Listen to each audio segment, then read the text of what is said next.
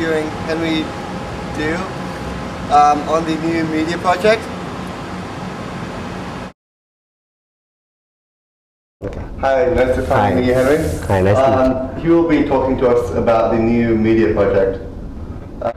Firstly, how and why did the new media unit come into existence for RTHK? 15 years ago, we started this new media unit, which was kind of like experiment because internet was just started at that time, and RTHK, we have so much content here with radio and TV, so we figured we need to participate in the internet world.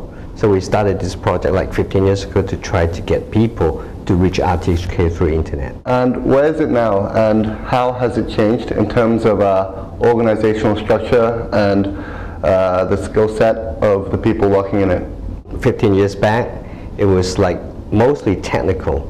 As you can see, our name it's called RTHK on internet, which at the beginning what we tried to do was try to put RTHK content, straightly pull everything onto internet. It's kind of passive, not interactive. And at the time, most of our staff are technical, information technology person. And in the last decades, internet world changed a lot. And we have to put a lot of interactive elements, put new contents to it. So the organization kind of changed from IT-based more onto, right now, a lot of our staff are content production people, which produce original content tailored for internet. So where do you think it is all going? Everybody's trying to predict what it's going to be like in like 10 years time, but in our experience we see the user habit change a lot. People used to watch TV or just listen to radio on a fixed time. Okay, after this internet world, everything is like time shift and place shift, meaning like you guys, the younger generation, you probably don't need to get information from TV or radio at a particular time. You just choose your program, choose your content, anytime convenience to you. So what we do is like do a lot of interactive stuff and try to put everything into what we call time shift mode, so you can choose your own time. So what's going to drive the change or the development? The change will be you guys, because you guys used to be just sit down and just consume content. And now with the interactivity of internet, you guys not only are the consumer, you are the producer as well. So this interactivity kind of drive you to produce content for us. Imagine the interview now, 10 years ago or 15 years ago, it won't happen.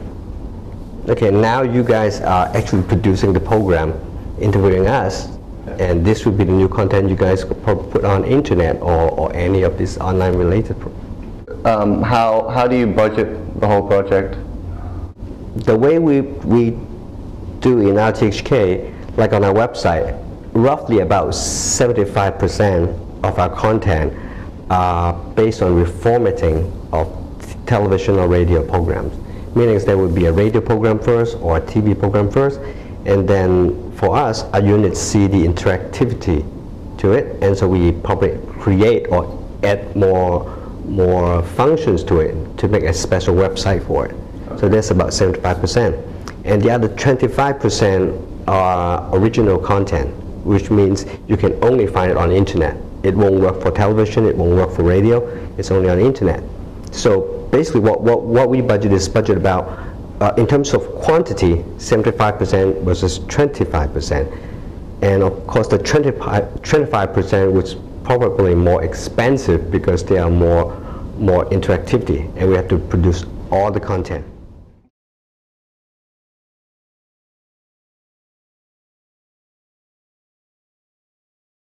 How do cultural and language issues influence the way you design your new projects? Most of our projects now are Chinese language in terms of like Cantonese, and we also have content produced for English speaker, and also some of them are bilingual. As you know, in like Hong Kong, in this culture, we are like mixing Chinese and English. So basically for like Radio 4 and Radio 3, which a lot of contents are produced in English first, and also add Chinese element to it. And the other few radio stations, 1, 2, Putonghua, they are like produced in Chinese first, and that's how we mix the content. And also for new media, we also create a lot of language programs. For example, in e-learning, we try to like teach Spanish, English, and Japanese, Korean, and that's how we deal with languages. But mostly we produce content for majority in Chinese, Cantonese. Can you give any examples of the sort of project management and monitoring process that you use? Like in your new projects, like how do you manage them? New media is relatively new in terms of media, so there's no industrial standard yet. Okay, so a lot of like TV and radio, there's been established professional standards on what is good quality or technical quality. New media, what we do is like we kind of open it up and let you guys tell me if we're good, and we can monitor by the activities from our servers. If it's good, appealing to audience, we receive a lot of feedbacks and internet traffic, and that's the kind of feedback we want. Do you like process it, like monitoring, or like?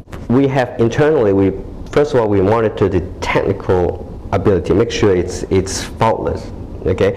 And in terms of content, sometimes we don't even know the content if people like it or not. So we rely a lot, we make use of the interactivity of the internet and let users tell us if they like it. And we receive a lot of feedbacks, sometimes good comments, sometimes complaints about how we do it. So we take that information and try to make it better next time. What are the current trends in the industry, and how have they affected project development and the way like RTHK uses the interactive media industry? Like people like your generation, you want everything mobile.